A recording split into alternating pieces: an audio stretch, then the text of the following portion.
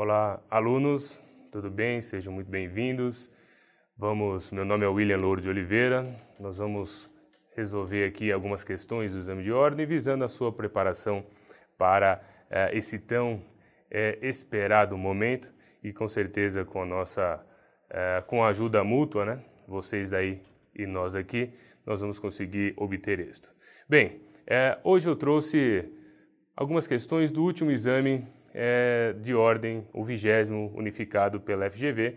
Eu trouxe uma questão de direito civil, não é? Que envolve o direito das sucessões, e algumas questões, 4 ou 5 questões de direito processual civil, e importante já com o novo Código de Processo Civil. Esse, para que os senhores lembrem, foi o primeiro exame de ordem que foi cobrado o novo CPC. Bom, vamos lá então. Na tela, tem aí uma questão, a questão de número 37, né, que foi da última prova da OAB, e é uma questão de direito civil, e vamos lá para a leitura do enunciado, e vocês acompanhem aí na tela. Vamos lá. Diz assim a questão: Antônio deseja lavrar um testamento e deixar toda a sua herança para uma instituição de caridade que cuida de animais abandonados. O único parente de Antônio é seu irmão João, com quem almoça todos os domingos. Antônio não possui outros parentes, nem cônjuge ou companheiro. Antônio procura você na condição de advogado e indaga se a vontade dele é tutelada pela lei. Diante da indagação de Antônio, assinale a alternativa correta. Então, preste atenção, nós vamos ter que verificar qual é a alternativa correta. Isso quer dizer que nós temos 4 alternativas incorretas e apenas uma alternativa correta. Então, vamos lá, vamos para as alternativas. A letra A diz assim: Antônio pode deixar toda a herança para a instituição de caridade, uma vez que seu irmão não é seu herdeiro necessário. E aqui vocês vão lembrar das nossas aulas que eu falava sobre os herdeiros necessários. Todos os senhores sabem que nós temos lá uma ordem de vocação hereditária prevista no artigo 1829. Mas o 1845 trata exatamente de quem são os herdeiros necessários. E os herdeiros necessários, todos os senhores sabem, são descendentes, ascendentes e cônjuges. A questão trata do irmão de Antônio.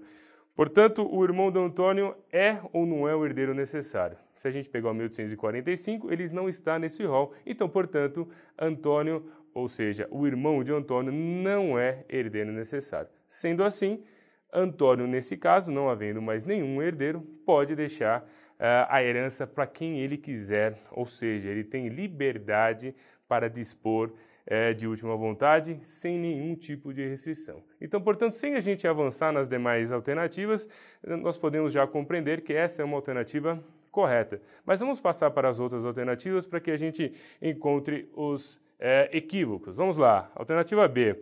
Diz assim: Antônio não pode testar em favor da instituição de caridade que cuida de animais, uma vez que a herança cabe inteiramente ao parente vivo mais próximo, no caso do seu irmão. Como eu disse, o irmão de Antônio não é um herdeiro necessário, então, portanto, não lhe cabe a herança.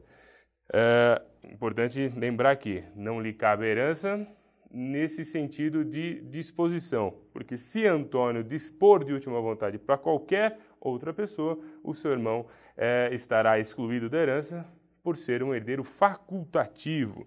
Vamos lá na alternativa C. Antônio pode deixar para o testamento apenas metade da herança para a instituição de caridade, uma vez que a outra metade pertence por lei a seu irmão, a quem deve alimentos. Essa questão também está equivocada, porque, mais uma vez, caímos na mesma situação. Antônio, ou seja, o irmão de Antônio não é herdeiro necessário. Se não é herdeiro necessário, não existe nenhum tipo de limitação para testar e, portanto, não cabe ao irmão do Antônio nenhum tipo de herança, o que caberia àqueles previstos lá no artigo 1845 é a legítima, mas volto a dizer, só para herdeiros necessários. E por último, Antônio pode deixar para a instituição de caridade 3/4 do seu patrimônio, uma vez que é preciso garantir no mínimo 1/4 da herança ao seu irmão bilateral.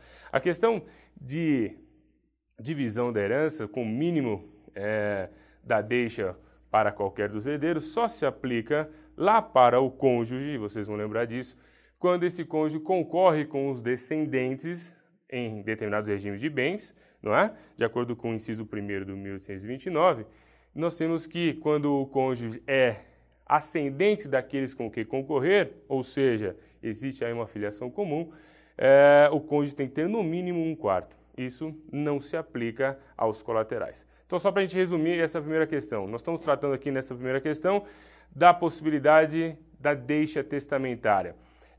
Havendo herdeiros necessários, o testador só tem a possibilidade de deixar 50% por testamento. Os outros 50% necessariamente são dos herdeiros legítimos. Nesse caso, não é o herdeiro necessário, então, portanto, nós temos a possibilidade de a deixa total para quem ele quiser, no caso aqui, essa instituição de caridade que cuida de animais abandonados. É isso? Vamos lá? Vamos passar agora para as questões de direito processual civil e lembrando, mais uma vez, que é o primeiro exame de ordem que trata do novo CPC e, evidentemente, poderemos ter algumas dúvidas, porque, todos os senhores sabem, o CPC entrou em vigor há menos de 5 meses, nós estamos falando de 18 de março de 2016, então é uma legislação muito recente. A questão trata da audiência de conciliação, que é uma inovação no novo CPC, tendo em vista a política de Estado trazida lá pelo artigo 3º, que diz que todos devem estimular a audiência de conciliação, exatamente para que a gente tenha a possibilidade de ter menos processos em curso no Poder Judiciário. Então, a primeira questão é a seguinte, vamos lá no enunciado. Distribuída a ação, Antônia, autora, é intimada para audiência de conciliação na pessoa de seu advogado. Explicado o objeto desse ato pelo advogado, Antônia informa que se recusa a participar da audiência porque não tem qualquer possibilidade de conciliação com Romero, que é o réu. Acerca da audiência de conciliação ou mediação, com base no CPC 15, assinala a afirmativa correta. Então, presta atenção, o enunciado foi muito bem claro nesse sentido. De acordo com o novo CPC, ou melhor, com o CPC 2015, exatamente para que não pare nenhum tipo de dúvida. Vamos lá para as alternativas. Romero deverá ser citado para apresentar a defesa com pelo menos 15 dias de antecedência. Por que essa alternativa está errada?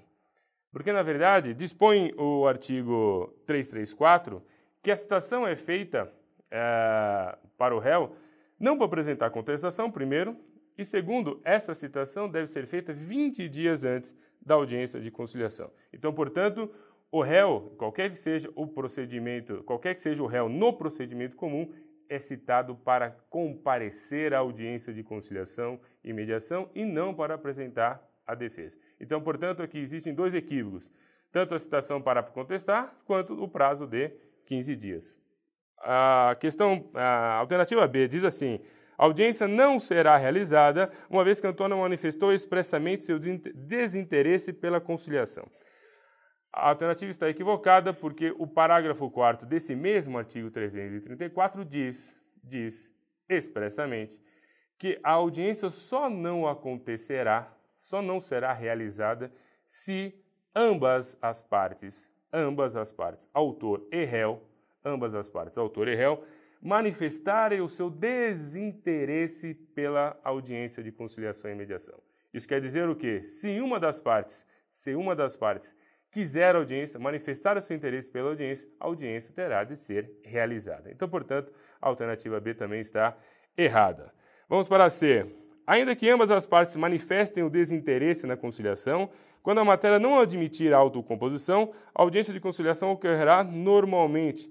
Errada mais uma vez, porque o caput do 334 diz que em se tratando de direitos não disponíveis, ou melhor, em se tratando de direitos não indisponíveis. Isso quer dizer o quê? Se forem direitos indisponíveis, está vedada a audiência de conciliação e mediação. Então, portanto, como diz, ainda que as partes manifestarem desinteresse na conciliação, quando a matéria não admitir a autocomposição, a audiência vai realizar?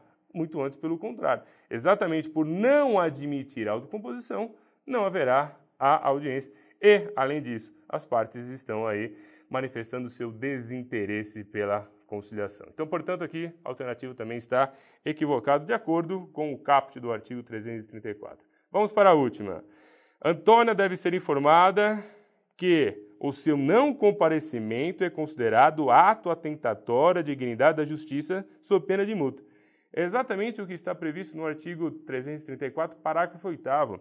E aqui, mais uma vez, corrobora aquilo que eu havia dito, dessa política de Estado, né, de incentivar a conciliação. No Código passado, a audiência de conciliação estava presente, mas se as partes não comparecessem, nada ocorria, né? Não tinha nenhum tipo de multa, não tinha nenhum tipo de sanção. Agora não. Se as partes manifestam interesse de conciliar e a outra parte não comparece, isso será considerado um ato atentatório à dignidade da justiça que poderá ser apenado aí, aplicado aí uma pena de multa, exatamente para que as pessoas resolvam consensualmente os seus conflitos. Tudo bem? Então aqui a alternativa correta, a alternativa D. Deve ser informada que o seu ato, ou seja, não comparecimento, será considerado um ato atentatório à dignidade da justiça. Tudo bem? Perfeito? Vamos lá. Vamos caminhando. Vamos para mais uma questão. Foi a questão de número 55 no último exame de ordem, como eu disse, o 20º exame unificado pela FGV. E o enunciado é o seguinte. A médica Carolina é devedora de R$100 mil. Débito esse originado de contrato particular de mútuo, vencido e não pago, no qual figura como credora a advogada Zélia. Diante do inadimplemento, Zélia ajuizou a ação de cobrança que, após instrução probatória, culminou em sentença com resolução de mérito procedente. O juiz não se pronunciou quanto ao pagamento de honorários advocatícios de sucumbência à advogada, porque esta atuou em causa própria.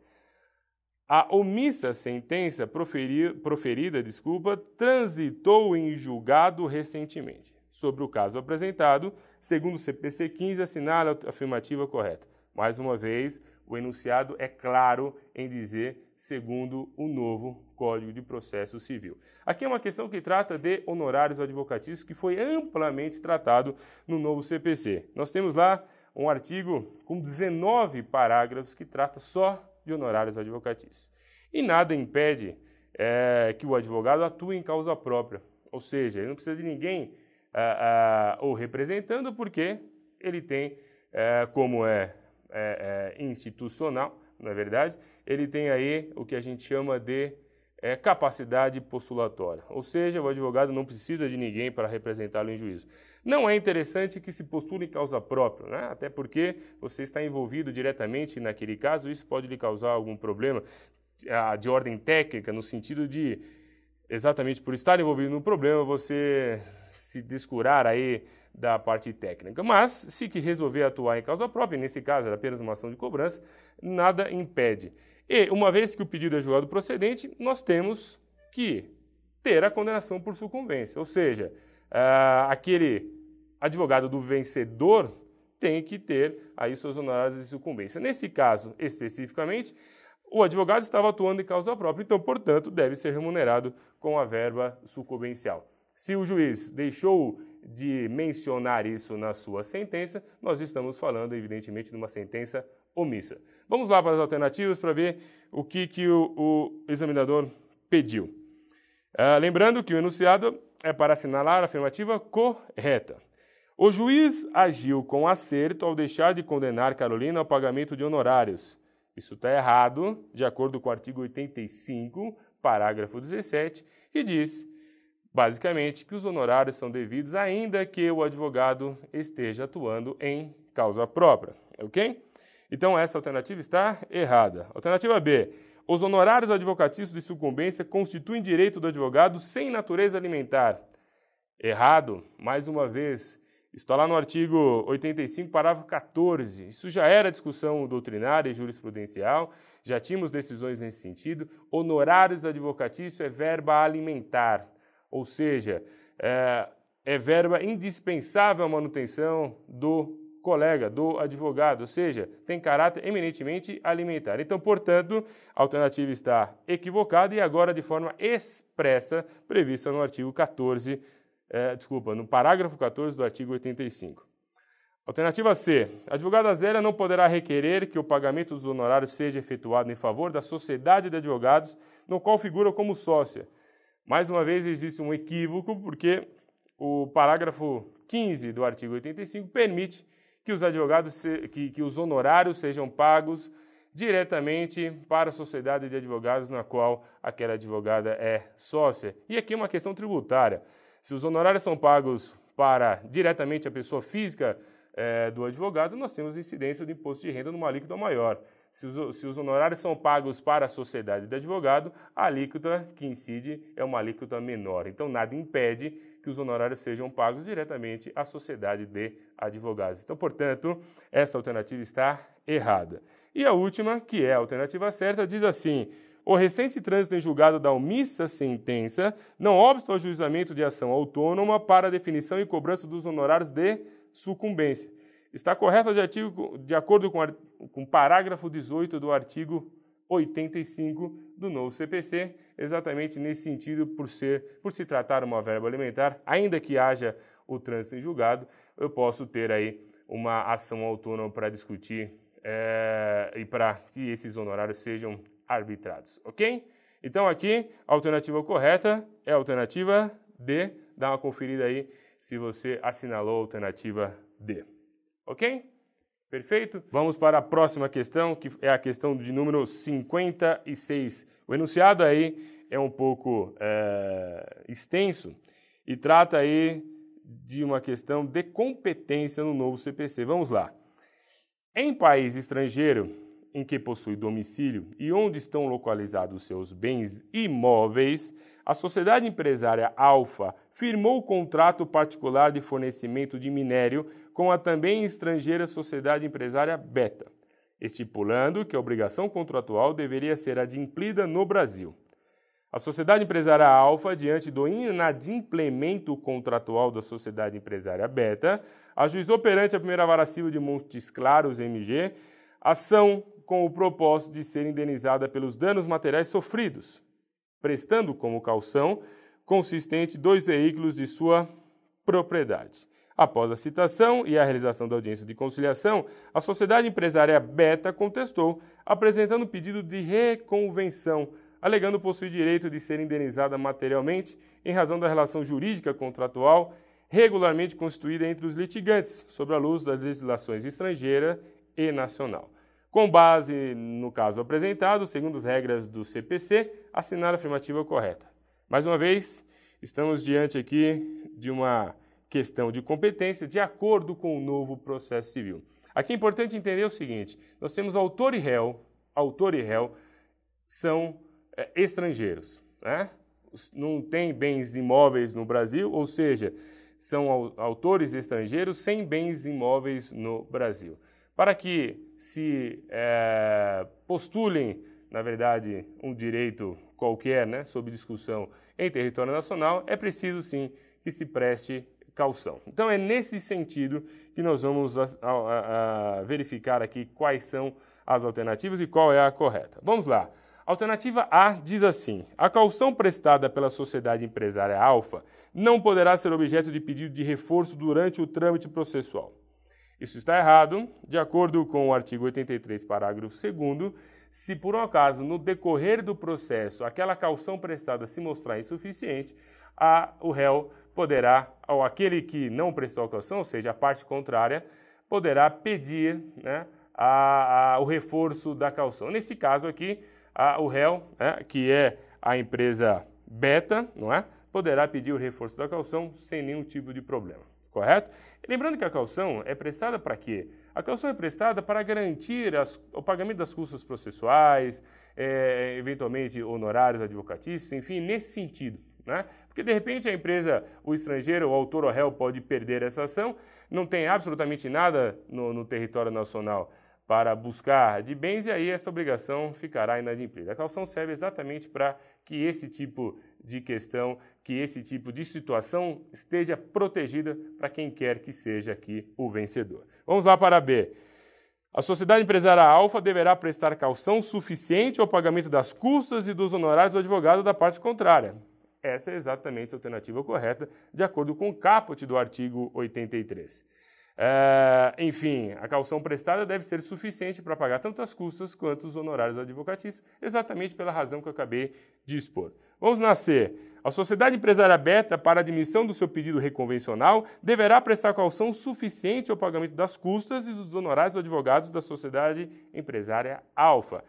Por que está errado? O parágrafo 1º do artigo 83 diz que na reconvenção, e todos os senhores sabem que agora a reconvenção não é mais em peça apartada, nós não precisamos ter uma peça apartada, uma petição de reconvenção, nós vamos fazer a reconvenção no corpo da própria contestação e exatamente por conta disso não é necessário a prestação de caução. E por último, a alternativa D, o contrato originado em país estrangeiro antes do ajuizamento da ação indenizatória deverá ser objeto de homologação perante o Superior Tribunal de Justiça. Desculpa. O que acontece?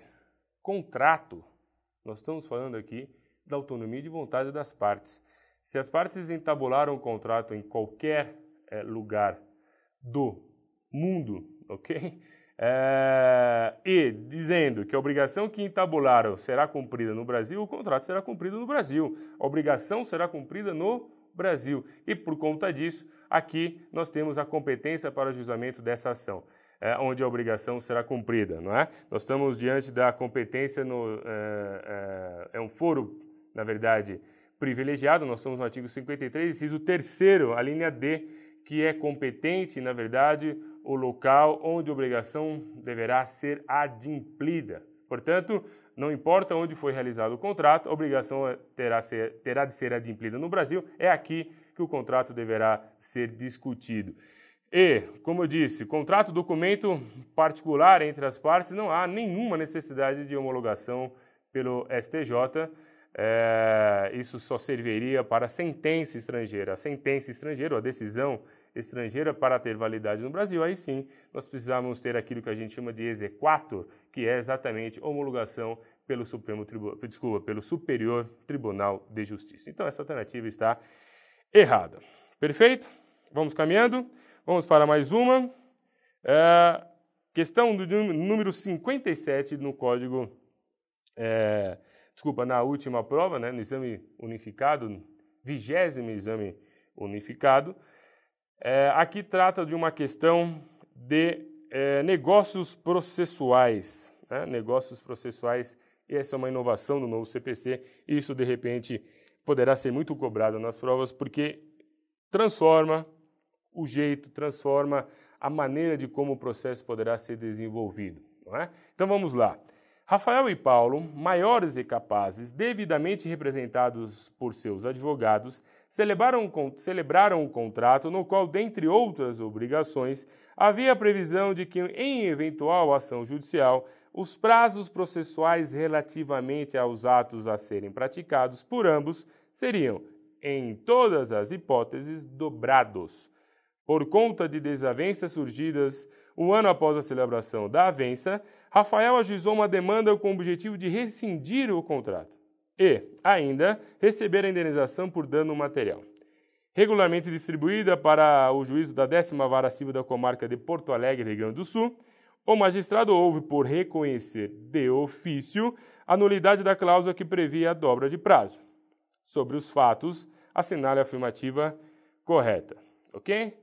Perceba que o enunciado aqui, o examinador não trouxe de acordo com o novo CPC. Mas evidentemente que não era nem preciso tratar dessa forma, porque, óbvio, as provas da doravante serão nas provas doravante cobrado só o novo CPC, evidentemente porque o Código 73 está revogado. Enfim, em negócios processuais, novo CPC, vamos só pincelar umas questões aqui. Primeiro, negócio processual não necessariamente precisa ocorrer dentro do processo. Eu posso prever regras processuais fora do processo, como é o caso, na celebração do contrato estipulado. Se caso esse contrato tiver que ser discutido em juízo, os prazos serão dobrados. Isso é perfeitamente possível, ok? E tem um outro detalhe. Aqui, o enunciado está dizendo que o juiz decidiu de ofício. Algumas questões, é óbvio que o juiz pode decidir de ofício, mas, segundo a nova sistemática do novo CPC, Lá nas normas fundamentais, previstas entre os artigos 1º e 12, nós temos aí algumas questões importantes e relevantes, especialmente no que toca ao contraditório. O contraditório foi melhor estruturado, não é? Essa garantia do contraditório foi melhor estruturada no novo CPC.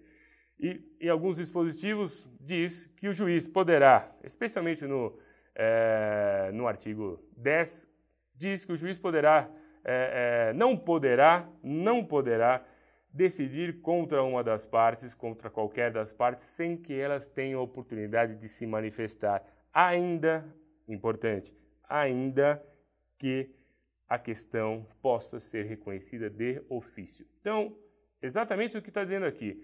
Ainda que a questão pudesse ser reconhecida de ofício, as partes deveriam ter sido intimadas para se manifestar a respeito. Ok? Então, diante desse breve relato, não é? Diante dessas breves considerações, vamos para as alternativas.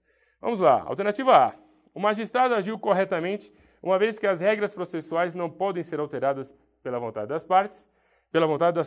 Aqui está equivocado exatamente por conta dessa nova sistemática. O artigo 190 permite que as partes, de comum acordo, alterem as regras processuais prévias, né, previamente. Evidente que eu não posso alterar uma regra processual, enfim, quando o prazo já se expirou. Isso não pode ocorrer, mas previamente é o que a gente chamou de negócios processuais, perfeitamente possível essa mudança pelas partes. B. Então, essa alternativa está errada. B. Se o magistrado tivesse ouvido as partes antes de reconhecer a nulidade, sua decisão estaria correta, uma vez que, embora a cláusula fosse realmente nula, o princípio do contraditório deveria ter sido observado. Por que está errada essa questão? Porque a cláusula não é nula. A cláusula pode ser entabulada pelas partes, então, portanto, não há nenhum tipo de nulidade aqui a ser reconhecida, ainda que de ofício pelo juiz. E como a questão está dizendo, a questão pode te levar a erro. A alternativa pode te levar a erro, porque o começo da alternativa consagra o contraditório, a nova estruturação do contraditório no novo CPC, lá do artigo 7º, 9º e 10. Mas a cláusula não é nula. Se não é nula, não pode ser declarada essa nulidade pelo juiz de ofício, como diz aqui a alternativa, mesmo dando oportunidade das partes se manifestar, ok? Então está errada e a decisão do juiz estaria errada nesse sentido. Vamos pular a C, vamos para D. O juiz não poderia ter reconhecido a nulidade do negócio processual, ainda que se tratasse de contrato de adesão realizado por partes em situações manifestamente desproporcionais, uma vez que deve ser respeitada a autonomia de vontade. Mais uma vez, o equívoco aqui dessa assertiva, porque, sim, o juiz não poderia reconhecer a nulidade porque a cláusula não é nula. Esse é um ponto. Só que está falando de contrato de adesão aqui. E o contrato de adesão, ainda que seja um contrato onde não se discutam as cláusulas, né? Todos os senhores sabem que o contrato de adesão a gente não vai discutir cláusulas contratuais, a parte adere àquele contrato, então não há discussão de cláusulas contratuais, e a alternativa diz especificamente em situações desproporcionais, ou seja, as partes, uma das partes estão aí em situação manifestamente desproporcional. Isso quer dizer o quê? Existe um desequilíbrio nesse contrato, nessa contratação. E aí, evidentemente, o juiz pode reconhecer de ofício, mas sem antes, evidentemente, dar a oportunidade das partes se manifestar, de acordo com o artigo 63, parágrafo 3º. Não se esquecendo que o juiz pode reconhecer essa abusividade da cláusula em contrato de adesão, mas desde que dê a oportunidade das partes se manifestar, de acordo com o artigo 10. Então vamos para C, que diante daquilo que eu acabei de dizer, que eu estou tratando nessa questão, é a alternativa correta. O magistrado agiu incorretamente, uma vez que, tratando-se de objeto disponível, realizado por partes capazes, eventual negócio processual que ajuste o procedimento às especificidades da causa deve ser respeitado. Exatamente isso, o que prevê o artigo 190. As partes são capazes, o objeto é disponível, ok? Estão bem representados ali pelos seus advogados, ainda que não tivessem sido representados pelos seus advogados na manifestação de vontade neste contrato. Isso não impediria, porque o direito é disponível, as partes têm o direito de negociar, sim, de estabelecer as especificidades do caso, né, do processo, se ele vier a ocorrer, e no caso aqui a dobra do prazo seria perfeitamente possível de acordo com o artigo 190. Então, portanto, a alternativa correta aqui é a alternativa C, ok? Senhores, é isso.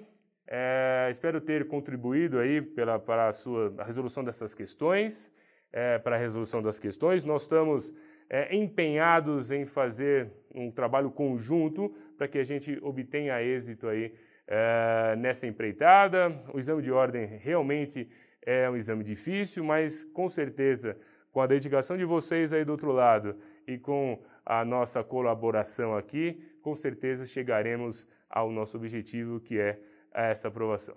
Vamos juntos? Até a aprovação!